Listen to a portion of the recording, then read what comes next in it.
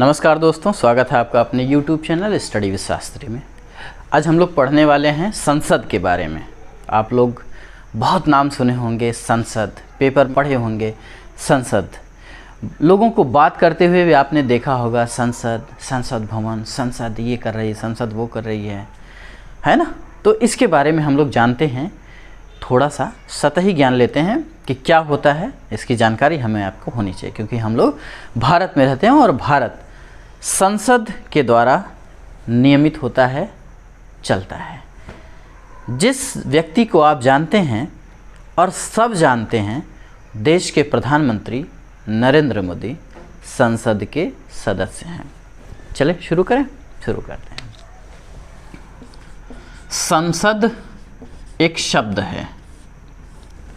यहाँ पे हमने जो लिखा है, संसद एक शब्द है जिसको इंग्लिश में पार्लियामेंट बोलते हैं, पार्लियामेंट कहते हैं। ठीक। भारत का जो संविधान है 1950 में जब इसको लागू किया गया, तो उस टाइम पे जितने भी अनुच्छेद थे, लगभग 395 अनुच्छेद इस भारत के संविधान में रखे गए। उन अनुच्छेदों में 1, 2, 3, 4, 5 करके आप क्रमशः आगे बढ़ते जाइए, तो 70 के बाद 71, 72, 73 करते जाइए तो एक आएगा 79, 79। 79 में लिखा गया है कि भारत में एक संसद होगी, 79 में।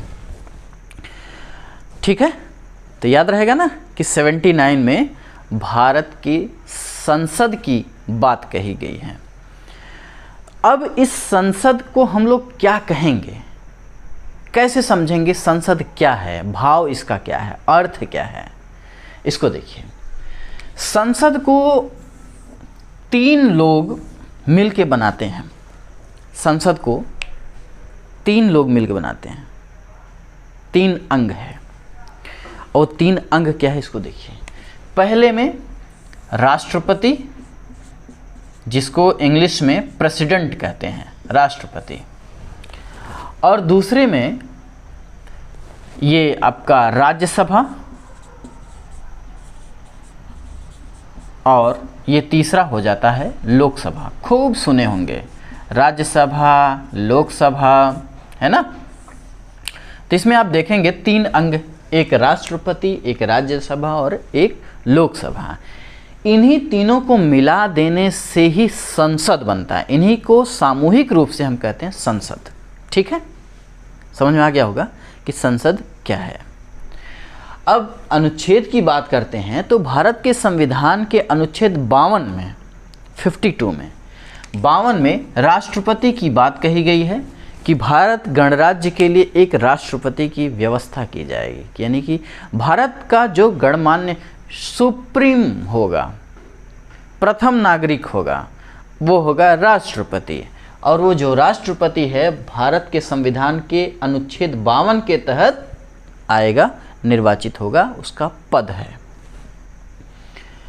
अब एक और व्यवस्था की गई जिसे राज्यसभा कहते हैं। एक और व्यवस्था है जो है लोकसभा। राज्यसभा और लोकसभा।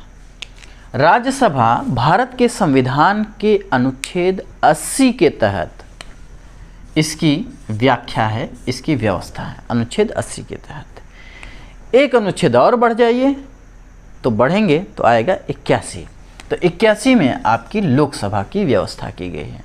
तो अनुच्छेद 81 में लोकसभा है और राज्यसभा 80 में है।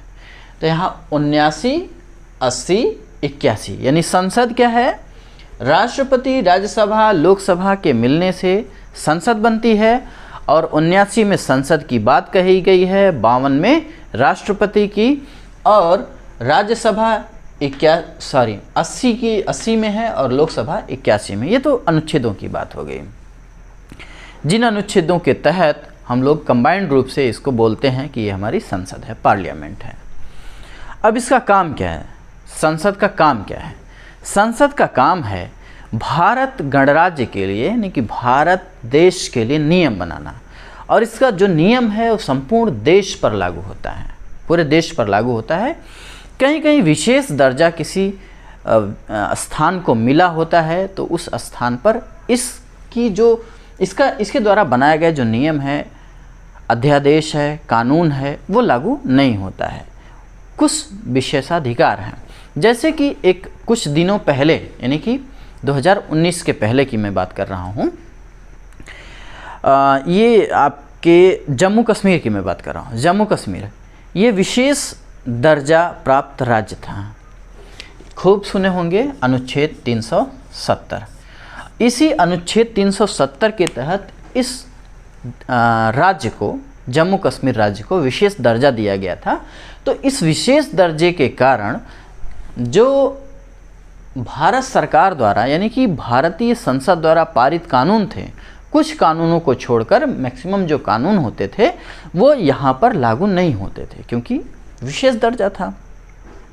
ठीक है, तो ये जो राज्यसभा है और ये लोकसभा है, इसको कैसे हम लोग डिफाइन करेंगे कि ये क्या है? जो राज्यसभा है, राज्यों के सभाओं से, विधान सभाओं से, जिलों से, वहाँ की सीटों से कुछ मोस्ट जो कैरेक्टरिस्टिक लोग होते हैं, जो प्रसिद्ध प्राप्त लोग होते हैं, ज्ञानवान लोग होते हैं, उनको जो है राज्यसभा का मेंबर बनाया जाता है।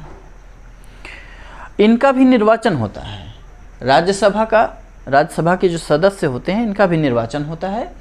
लोकसभा के सदस्य जो होते हैं इनका भी निर्वाचन होता है, लेकिन अंतर है, इनका जो निर्वाचन होता है वो राज्य की विधानसभाओं के विधानसभा सदस्य करते हैं, यानी विधानसभा सदस्य को हम लोग विधायक कहते हैं। वो जो विधायक होते हैं वो राज्यसभा के सदस्य को चुनाव करते हैं, जैसे हम लोग वोटिंग करते हैं ना, वैसे जो हमारे विधायक हैं, यानी हम विधायक को चुनते हैं, विधायक इनको चुनते हैं, समझ गए? तो हम जिसे चुन रहे हैं वो किसी और को चुन रहा है और वो हमारे लिए काम कर रहा है। तो ये जो चुनाव होता है इसको बोलते हैं अप्रत्यक्ष चुनाव। ठीक है, तो इनका चुनाव कैसा होगा? अप्रत्यक्ष। लेकिन लोकसभा के जो सदस्य होंगे उनका चुनाव डायरेक्ट जनता के द्वारा होता है। आपने सुना होगा कि प्रधानमंत्री जी वाराणसी से चुनाव लड़ेंगे या लड़ने वाले हैं या लड़े, जीत गए, तो वहाँ की जनता ने उनको डायरेक्ट वोट किया था। तो लोकसभा के सदस्य, जिसे सांसद कहते हैं, उन्हें डायरेक्ट जनता वोटिंग करती है। तो वो वोटिंग डायरेक्ट जनता करती है, इसलिए इस वोटिंग को बोलते हैं प्रत्यक्ष चुनाव। तो ये हुए प्रत्यक्ष चुनाव। जबकि जो राज्यसभा के मेंबर हैं इनका चुनाव कैसा होगा? अप्रत्यक्ष। क्यों चुनाव? अब देखिए, ये सब तीनों लोग मिलके क्या करते हैं? कानून बनाते हैं। कानून किसके लिए बनाते हैं? भारत के लोगों के लिए बनाते हैं, ताकि यहाँ का जो शासन है वो अच्छे से चल सके। नियम कानून इसलिए बनाए जाते हैं ताकि व्यवस्था सुचारू रूप से चलती रहे। आवश्यकता अनुसार संशोधन की भी ज़रूरत होती है, तो यही तीनों लोग मिलकर संशोधन भी कर देते हैं। तो इन तीनों लोगों में एक चीज़ कॉमन है, प्रतिनिधि की। एक प्रतिनिधि शब्द है। ये प्रतिनिधि जो है ये भारत की जनता के लिए काम करते हैं। भारत की जनता अपनी शक्ति किसी व्यक्ति में निहित करवा देती है वोटिंग के माध्यम से, वोट के माध्यम से। मत, आपने सुना होगा मतदान, यानी मत का मतलब होता है विचार। हमारे जो अपने विचार हैं वो हमने किसी को दान कर दिया, और वो जो दान लिया हुआ व्यक्ति है वही सांसद और विधायक हो जाता है। वही जाकर के इस पार्लियामेंट में, इस संसद में बैठता है। जो पार्लियामेंट में बैठता है उसको बोलते हैं सांसद, क्योंकि संसद भवन में बैठ रहा है। और जिस व्यक्ति को हम लोग वोट देते हैं पर वो विधानसभा में बैठता है, जो राज्यों की विधानसभाएं होती है उसमें बैठता है, तो उनको बोलते हैं विधायक। ठीक है, वहाँ भी डायरेक्ट वोटिंग होती है। वहाँ भी कुछ राज्यों में विधान परिषद है, तो वहाँ ऐसे ही एक व्यवस्था है जिसको विधान परिषद कहते हैं, वहाँ इनडायरेक्ट वोटिंग होती है। तो ये तीनों मिलकर के कानून बनाते हैं। अब ये कानून बनाने की प्रक्रिया क्या है? किसी भी सदन में, चाहे लोकसभा हो चाहे राज्यसभा हो, किसी भी सदन में एक विधेयक लाया जाता है, एक बिल लाया जाता है। बिल का मतलब होता है विधेयक।